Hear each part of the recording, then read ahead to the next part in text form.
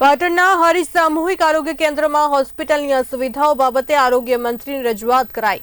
હરીશ શહેરમાં સામૂહિક આરોગ્ય કેન્દ્રમાં 2 વર્ષથી બંધ એમ્બ્યુલન્સ વાન નવીન એમ્બ્યુલન્સ વાન ફાળવવા, મકાન જર્જરિત થઈ ગયેલ હોય અને નવીન મકાન બનાવવા તેમજ આંખના ડોક્ટર અને ફાર્મસી લેબ ટેકનિશિયનની નિમણૂક કરવા બાબતે રજૂઆત કરવામાં આવી હતી।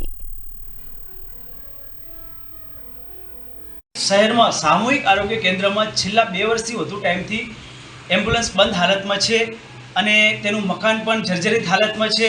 લેબ ટેકનિશિયન, ફાર્મસી અને આંખના ડૉક્ટર પણ અવેલેબલ નથી। તો તેની ગંભીરતાને ધ્યાનમાં લઈને હરીશ નગર વિકાસ કમિટી દ્વારા 22/7/2024 આરોગ્ય મંત્રી ઋષિકેશભાઈને રૂબરૂ રજૂઆત કરવામાં આવી।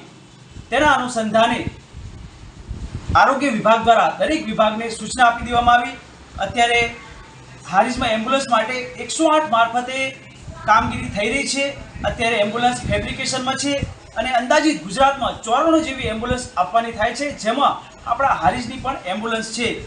જ્યારે જોવા જઈએ તો હોસ્પિટલ જર્જરિત હાલતમાં છે, તો અંદાજિત 1993માં હારીજ સામૂહિક આરોગ્ય કેન્દ્ર દાતાશ્રીના સહયોગ દ્વારા બનેલું છે, જેને આશરે 30 વર્ષ પૂરા થવામાં આવ્યા છે।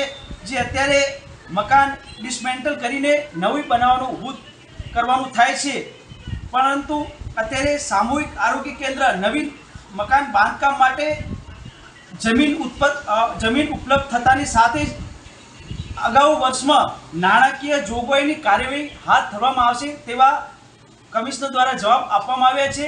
એટલે તમામ વિગત તેમને હારીજ આરોગ્ય કેન્દ્રમાંથી મંગાવી હતી છે અને શું જરૂરિયાત છે તે પણ ડિટેલ ઉપર મોકલી દેવામાં આવેલી છે।